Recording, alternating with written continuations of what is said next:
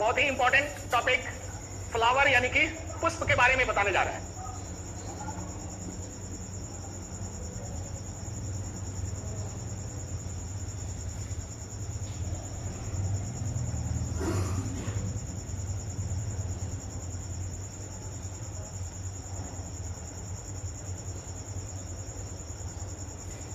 इससे देखिए क्वेश्चन सबसे पहले क्या बनता है,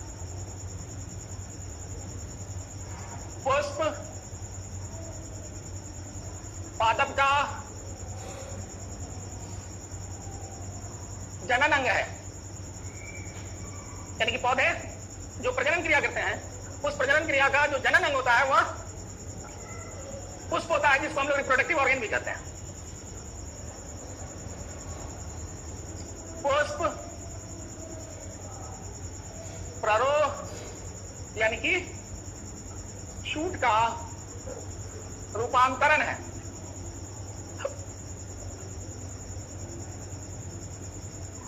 जब कोई सीड जर्मिनेट करता है तो जर्मिनेशन के बाद सबसे पहले रूट निकलता है, जिसको हम लोग मूलांकुर कहते हैं, अंग्रेजी में उसको हम लोग रेडिकल कहते हैं। लेकिन उसके बाद जो दूसरा पार्ट जो निकलता है उसको हम लोग प्लूमूल या परांकुर कहते हैं। वही परांकुर वही प्लूमूल विकसित होकर शूट सिस्टम बनता है, यानी कि रूट से एक तरफ हो गया रूट, दूसरी तरफ हो गया शूट। मिट्टी के नीचे चला गया रूट और मिट्टी के ऊपर जो गया वो शूट हो गया, यानी कि प्रारोह तंत्र हो गया। उसी प्रारोह का उसी शूट का रूपांतरित रूप है पुष्प या कली, यानी कि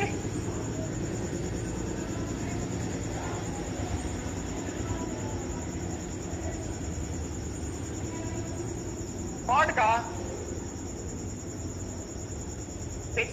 विकसित रूप है।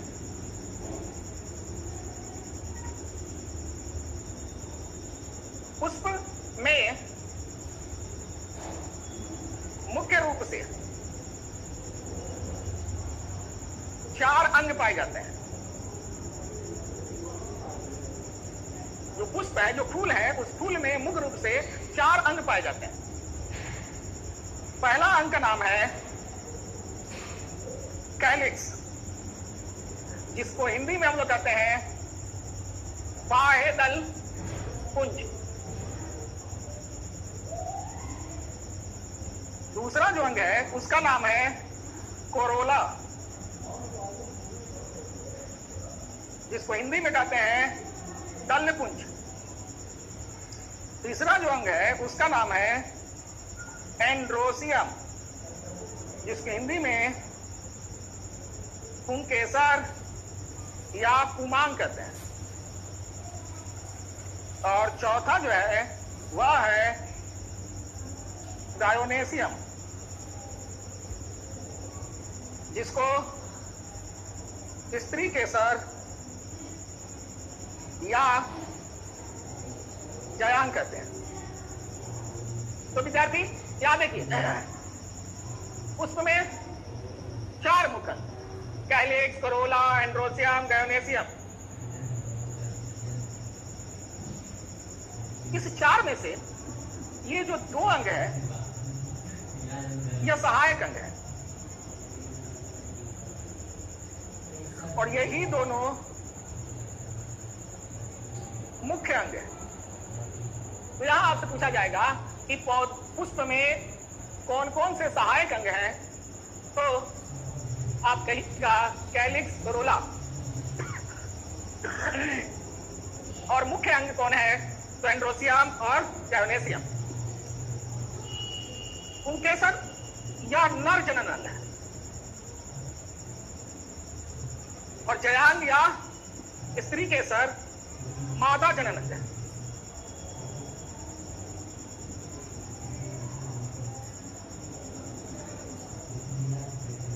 तो पुष्प का 4 अंग, कैलिक्स, कोरोला, एंड्रोसियम, डायोनेसियम। हिंदी में इसको कहेंगे बाह्यदल पुंज, दलपुंज, पुंकेसर और स्त्री केसर। अब आप लोग इसको एक फूल के माध्यम से आप देखिए, क्या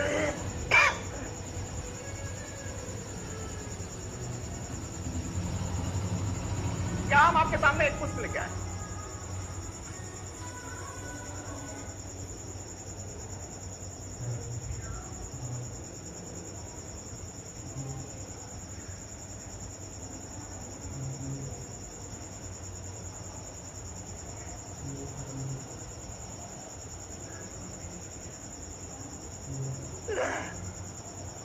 ये पुष्प का डंठल है।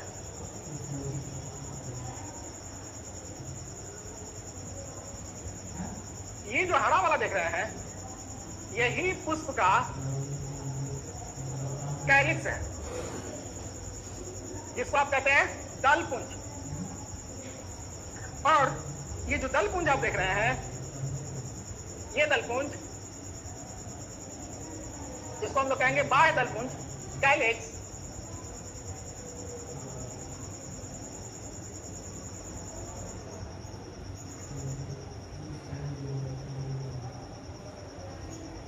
यह हरा रंग का होता है क्योंकि इसमें क्लोरोफिल पाए जाते हैं। यह किस रंग का होगा? हरा रंग का। देखिए फिगर में हरा रंग दिख रहा है, और ये हरा रंग का होता है क्योंकि इसमें क्लोरोफिल पाया जाता है। इसका काम क्या है?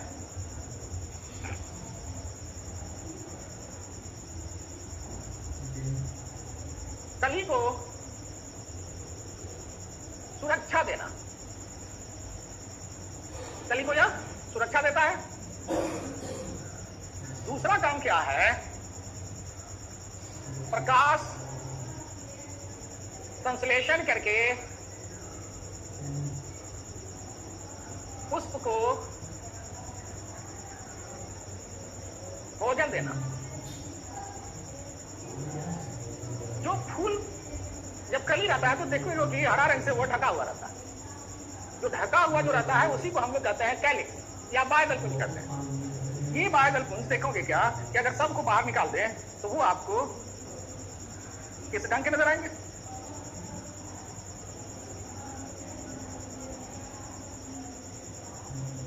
अब इसमें जरा सा देखिए, ये पूरा जो चक्र बन रहा है, ये पूरा चक्र कहलाएगा कैलिक्स।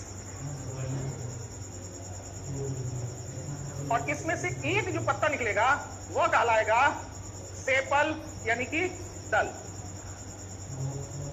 तो याद रखिएगा, सेपल की संख्या जो होती है वह निर्भर करती है कि ये पुष्प जो है या एक बीजपत्री पौधा का है या द्विबीजपत्री पौधा का है।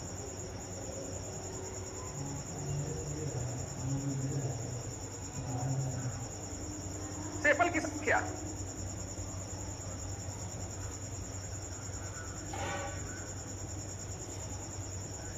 एक बीजपत्री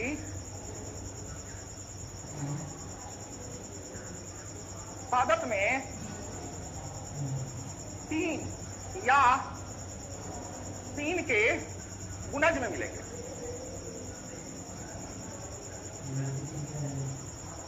यानी कि 3 होगा, 6 होगा, 9 होगा, 12 होगा, किसकी संख्या में मिलेंगे? तो जिसमें 3 या 3 के गुणज में होंगे वह एक बीजपत्री के होंगे।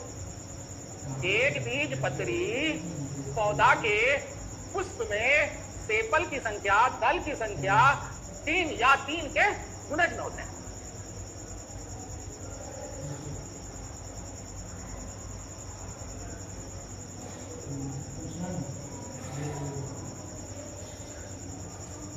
चार या 7 या इसके गुणज में 4 होगा, 12 होगा, 8 होगा, किसके गुणज में हो। तो ये डिपेंड करता है सेपल की संख्या किस पर, तो वह किस प्रकार का है। इसलिए यहां आपको एक जो दिखाई दे रहा है यही सेपल है, एक पत्ता। तो इसको पहले आप उतार लीजिए, तो नेक्स्ट हम आपको बताते हैं।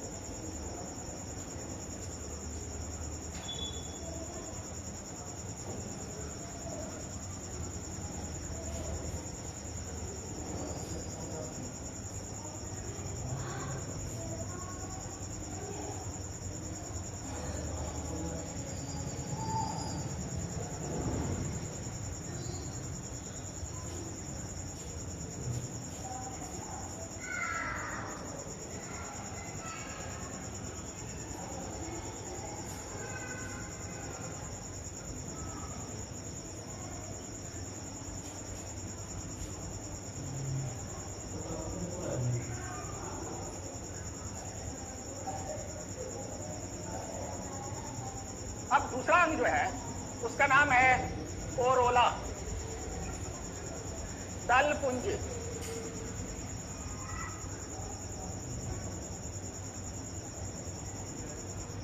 देखिए यही है दल पुंज, इसी को हम लोग कहेंगे कोरोला। और कोरोला का एक भाग जो होता है, तो कोरोला का एक पार्ट वह कहलाता है, देखिए ये पेटल।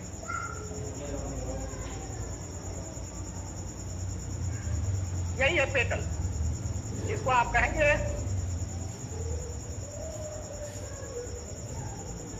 पंखुड़ी, पुष्प की पंखुड़ी यही है। यहां भी देखिए लिखा हुआ है पेटल।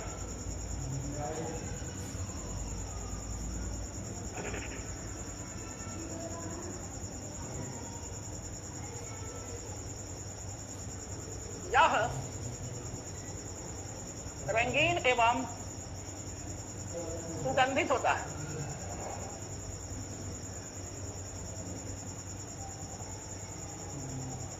इसका कार्य देखिए क्या है। इसका मुख्य कार्य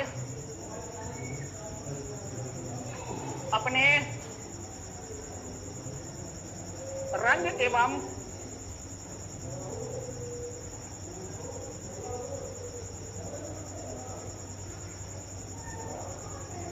रंग, गंध तथा नेक्टर, नेक्टर कहलाता है।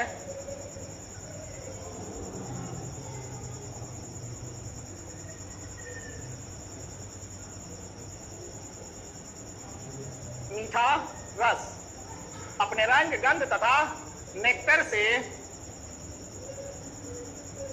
कीट प्राणियों को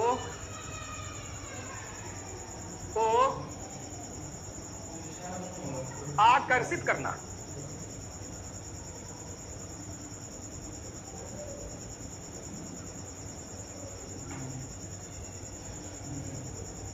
जो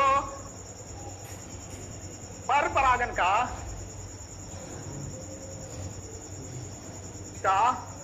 कारक होता है।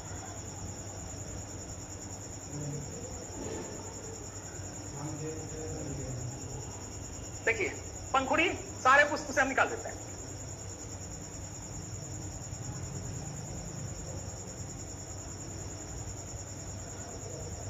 इस तरह से सारे पंखुड़ी को निकाल के एक जगह रख देंगे। देखिए वो चक्र बन गया। यह दूसरा चक्र हुआ। तो ये पूरे रूप से कहलाएंगे कोरोला, और इसका एक पार्ट जो होगा वो कहलाएगा पेटल। पेटल मतलब पंखुड़ी। और इसकी जो संख्या होगी, अगर एक बीजपत्री है तो 3 या 3 के गुणज में, अगर द्विबीजपत्री है तो 4 या 7 या उसके गुणज में होते हैं। ये रंगीन होता है, इससे स्मेल आते रहता है। और इसके बीच में यहां जो देखिएगा, यहां पर ये जो इसका जो बीच वाला भाग है, इसमें मीठा रस रहता है जिसको नेक्टर कहते हैं। उसी नेक्टर को चूसने के लिए, उसी गंध से प्रभावित होकर, उस रंग से प्रभावित होकर कीड़े जो होते हैं, कीट प्राणी जो होते हैं, जैसे तितली, भौरे इत्यादि आकर्षित होते हैं। और आकर्षित होकर क्या करेंगे कि इसके रस को चूसते हैं। और रस चूसते समय क्या होता है कि इनके पैर में, पंख में इसका परागकण चिपक जाता है। और जब परागकण चिपक गया तो दूसरे फूल पर जब वो जाते हैं तो इस परागकण को दूसरे फूल के स्त्री केसर पर रख देते हैं, जिससे क्रॉस पॉलिनेशन होता है। एक फूल का परागकण दूसरे फूल पर चला जाता है। इसी क्रिया को हम लोग कहते हैं पर परागन, क्रॉस पॉलिनेशन। तो क्रॉस पॉलिनेशन के लिए या इन लोगों को आकर्षित करते। तो ये कहानी हो गई दूसरे भाग का, कोरोला का। अगर उतार लिया है तो ठीक है, नहीं उतारे हैं तो 2 मिनट का समय देते हैं, उतार लीजिए।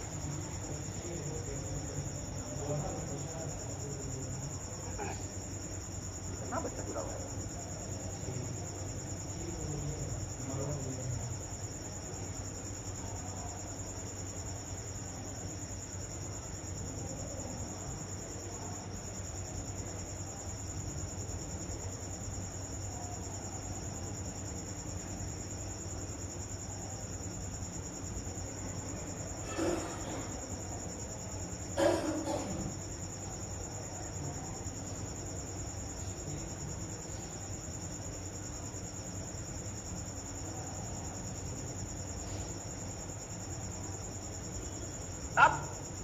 इसका तीसरा भाग जरा सा देखिए।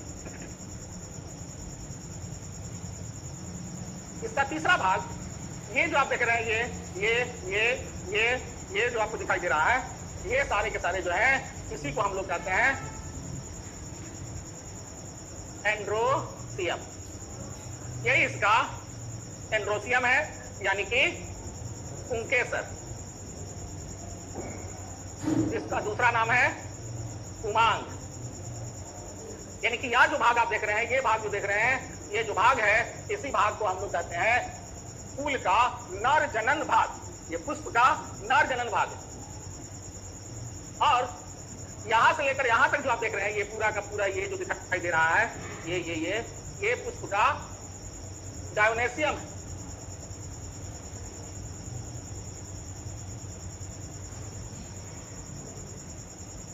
डायोनेसियम, जिसको आप स्त्री केसर कहते हैं या जयान। क्या इसका स्त्री केसर है या जयान, यहां से लेकर यहां तक। और ये पुष्प जिस पर ये टिका हुआ, ये वाला पोर्शन जिस पर ये टिका हुआ रहता है, उसी को हम लोग कहते हैं रेसी पेटेटल या थाइलेमस, जिसको हिंदी में हम लोग कहते हैं पुष्पासन, यानी कि पुष्प का आसन। सारे के सारे यही पर टिका हुआ है। स्त्री केसर भी, पुंकेसर भी, दलपुंज भी और बाह्य दलपुंज भी, साथ के साथ जिस पर टिका हुआ है, उसी को हम लोग कहते हैं थाइलेमस या पुष्पासन। अब आइए देखें इसके दूसरे भाग एंड्रोसियम की चर्चा हम कर देते हैं।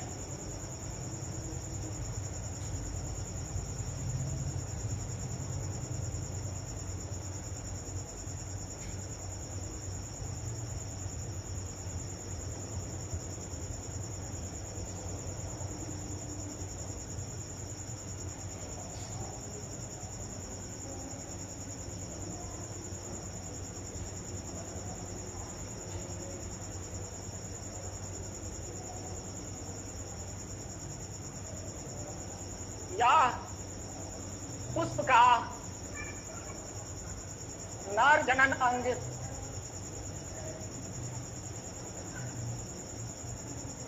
होता है। अब इसका कार्य क्या है? इसका मुख्य कार्य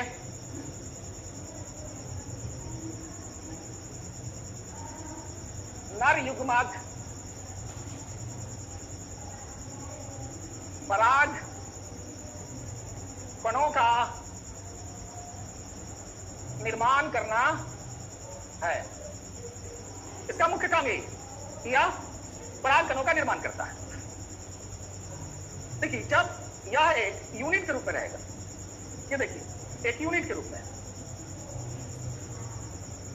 इसके अंदर देखिएगा कि 2 या 4 की संख्या में कोष्ठ पाए जाएंगे, तो यह एक यूनिट के रूप में है। देखिए यह एक यूनिट के रूप में, तो यूनिट के रूप में जब रहेगा तो इसको हम लोग कहते हैं स्टेमेन।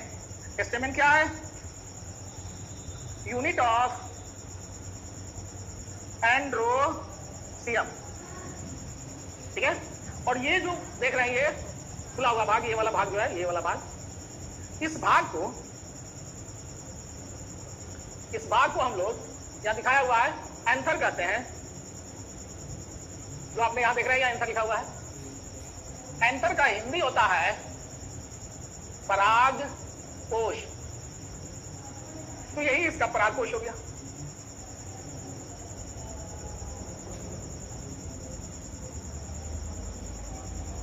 पराग कोश, और इस पराग कोश में आप जो देख रहे हैं, ये 4 जो बॉक्स दिख रहा है, इसको हम लोग कहते हैं पराग कोष्ठक।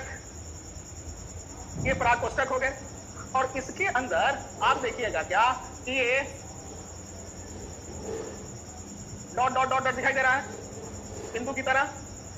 यही पराग कण है जो बाहर निकलने के बाद देखिए इस तरह से हो जाता है। ये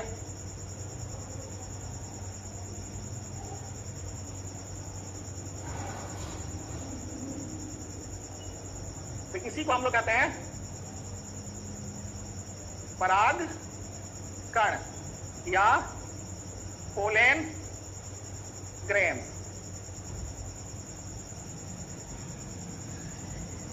और ये जो डेंटल दिख रहा है इसका नाम है फिलामेंट, हिंदी में इसको कहेंगे तंतु।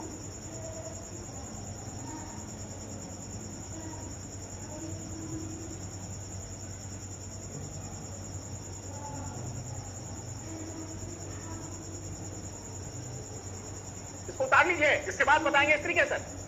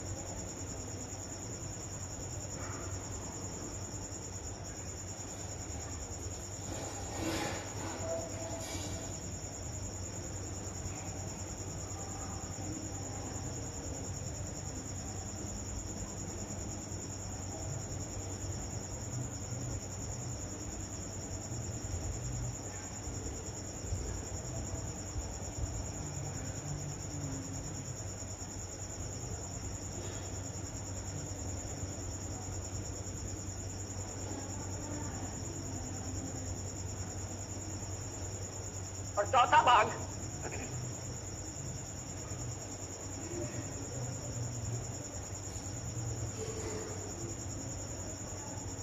इस तरीके से, यही है पुष्प का इस तरीके से। या मादा जनन अंग होता है जिसका मुख्य कार्य अंडाणु का निर्माण एवं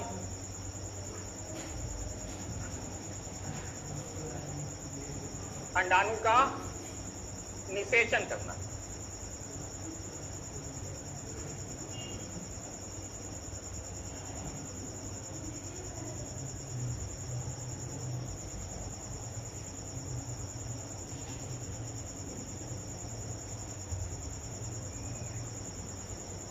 देखिए यहां इसको हम दिखा देते हैं आपको।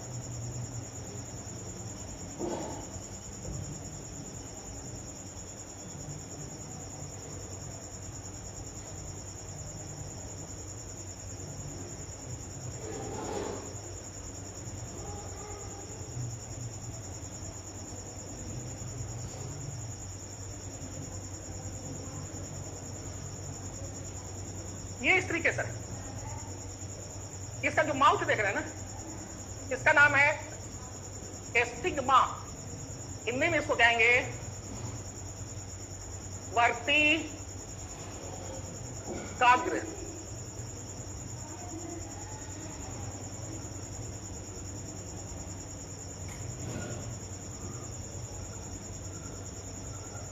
यही है वर्तिका, जो चिपचिपा होता है, माउथ की तरह होता है।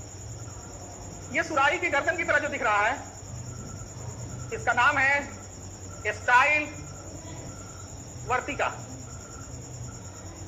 सबसे लंबा वर्तिका जो होता है वह मकई का होता है। मकई का जो बाल देखे होंगे उसमें से उजला जो रहता है बाल की तरह, वही उसका वर्तिका है, सबसे लंबा वही होता है। और इसी वर्तिका का केसर बनता है जो दूध में डालकर खा पीते हैं लोग, खीर में डालकर पीते हैं। ये बहुत महंगा होता है। तो सबसे महंगा वर्तिका केसर का और सबसे बड़ा वर्तिका मक्का का, मकई का जो होगा वह सबसे बड़ा होगा। ये फूला हुआ जो देख रहे हैं यह इसका अंडाशय है। और ये जो देख रहे हैं ये वाला, यही इसका अंडाणु है। और ये जो देख रहे हैं यही इसका पुष्पासन है, जिसको हम हिंदी में अंग्रेजी में कहते हैं थैलेमस।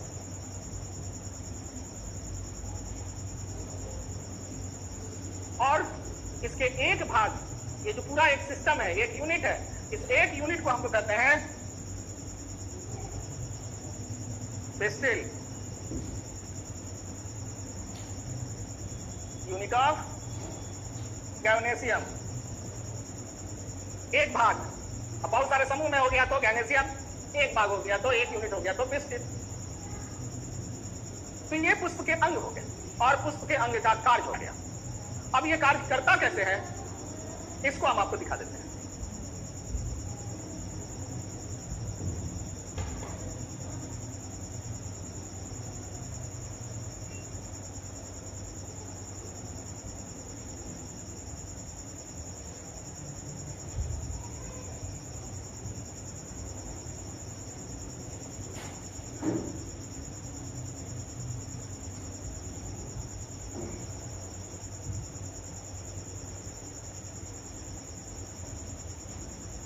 उतार लिए हैं? नहीं उतारे हैं तो इसको जल्दी से उतार लीजिए, आगे बताते हैं।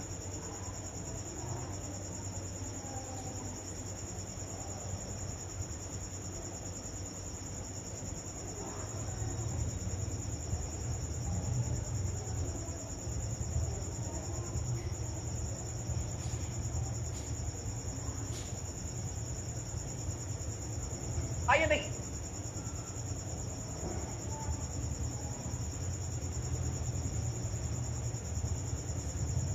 परागन, जिसको हम लोग कहेंगे पॉलिनेशन।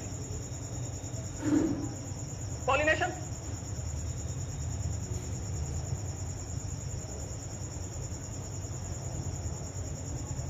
पराग कोश से पराग कणों का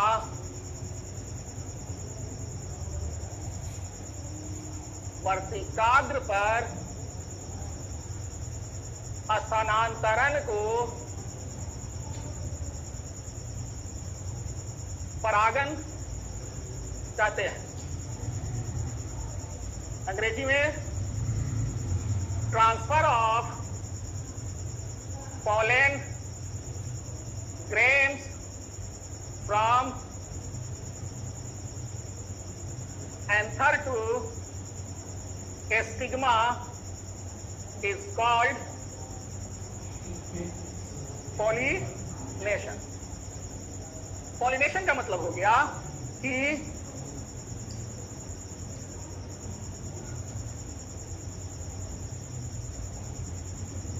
पॉलिनेशन का मतलब हो गया कि ये जो आप देख रहे हैं, ये आपका जो एंथर लिखा हुआ है, यही ना है परागकोश।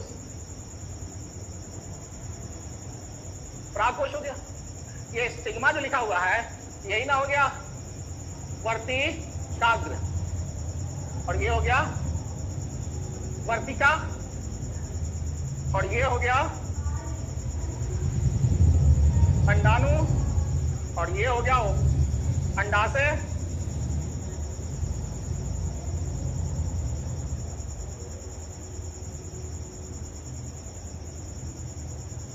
और इस पर ये जो पराग कोश है, इसी पराग कोश पर ये दाने दाने जैसे पाए जाएंगे।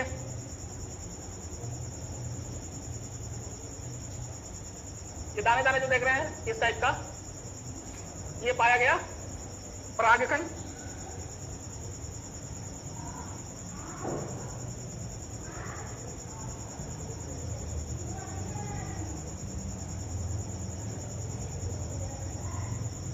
अब ये परागकण अगर स्वयं इस पर आके गिरता है तो उसको हम लोग कहते हैं सेल्फ पॉलिनेशन, स्वपरागन।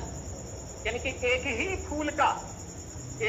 फूल का परागकोश उसी फूल के वर्तिकाग्र पर आकर गिरता है तो उसको हम लोग कहते हैं स्वपरागन।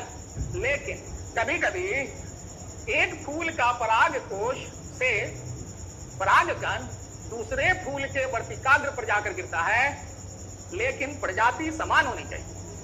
तो इस घटना को हम लोग क्रॉस पॉलिनेशन या स्वपरागन कहते हैं, पर परागन कहते हैं।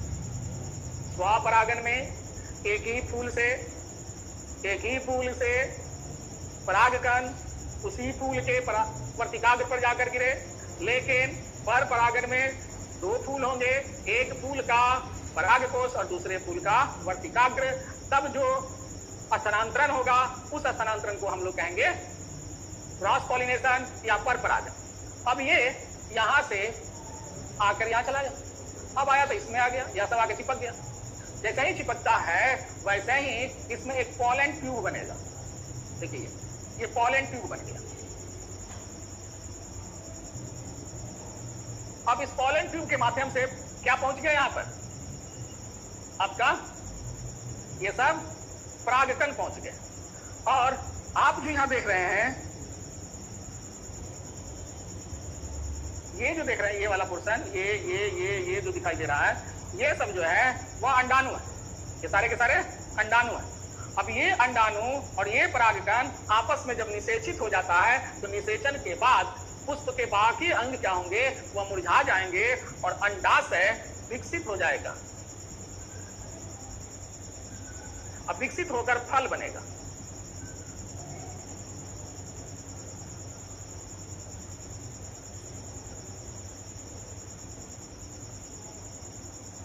तो फल क्या है, अंडाशय का विकसित रूप है। और जब अंडाणु विकसित होगा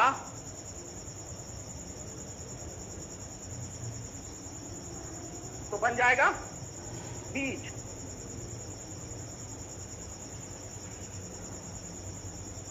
और ये जो थैलेमस देख रहे हैं, ये वाला थैलेमस, तो कभी कभी क्या होता है कि अंडाशय विकसित ना होकर ये थैलेमस विकसित हो गया, थैलेमस विकसित हो गया। तो जब थैलेमस विकसित होगा तब पर भी फल बनेगा। तो जब थैलेमस विकसित होकर फल बनेगा तो ऐसे फल को असत्य फल कहिएगा। थैलेमस के विकसित होने से जो फल बनता है उसको हम लोग कहेंगे असत्य फल, और जो अंडाशय के विकसित होने से जो फल बनता है उसको कहते हैं सत्य फल। ये हो गया सत्य फल। और थैलेमस, यही थैलेमस है।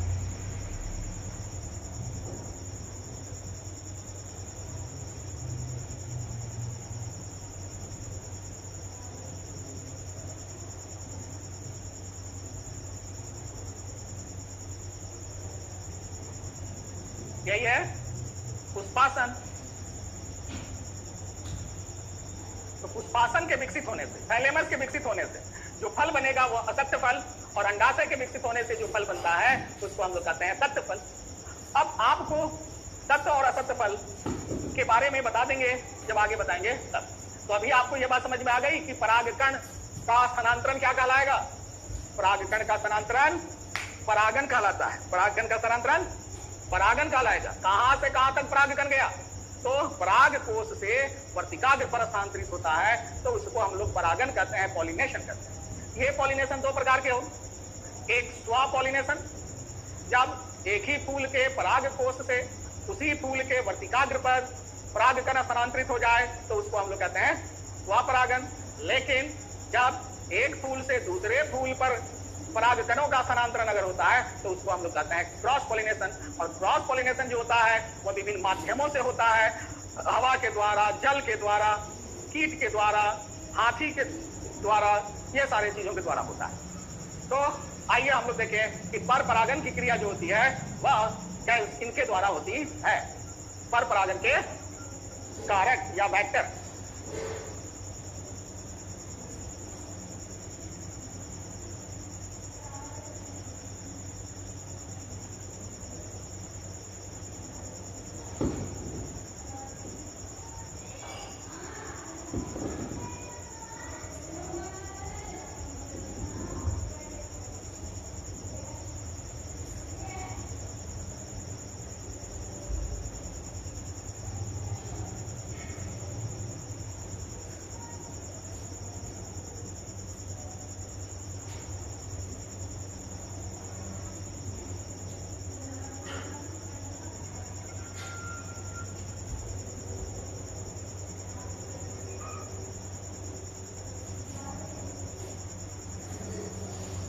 अगर जल के द्वारा होगा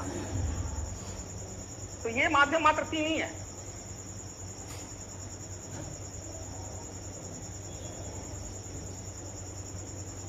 पहला हवा, दूसरा जल, और तीसरा जीव जंतु।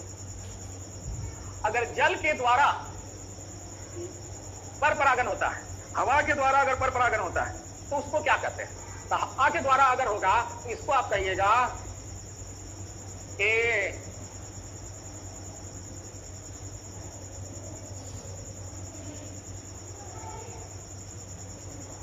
एनीमोफिली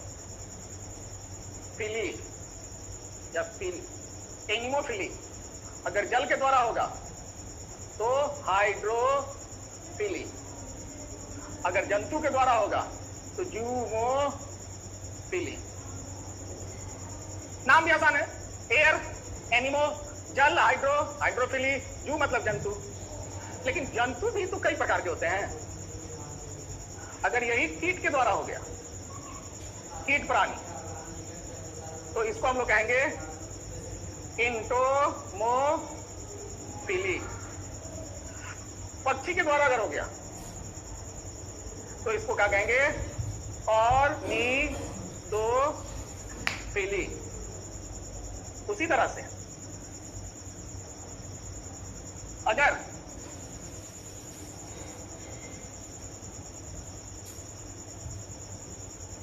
हाथी के द्वारा होगा तो उसको हम लोग कहते हैं एलिमोफिली। अगर मनुष्य के द्वारा होता है तो उसको हम लोग कहते हैं एंथ्रोमोफिली।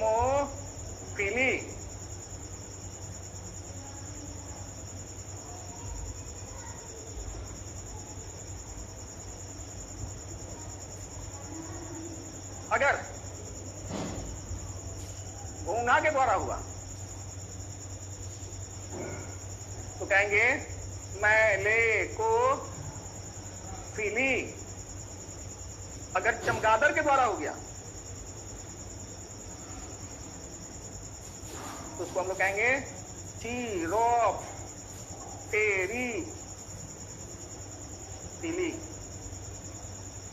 बहुत आसान है याद करना। इंटोमोलॉजी यानी कीट प्राणी, पक्षी, ऑर्निथोलॉजी ऑर्निथोलॉजी, एंथ्रोपोलॉजी मतलब होता है मानव विज्ञान, तो मनुष्य के द्वारा, ये हो गया मानव के द्वारा। हाथी एलिफेंट, चमगादड़ चिरोप्ट और मोलस्का से मैलेकोफिली बना। तो इस तरह से आपको कितना याद रखना पड़ेगा, इसको उतार लीजिए।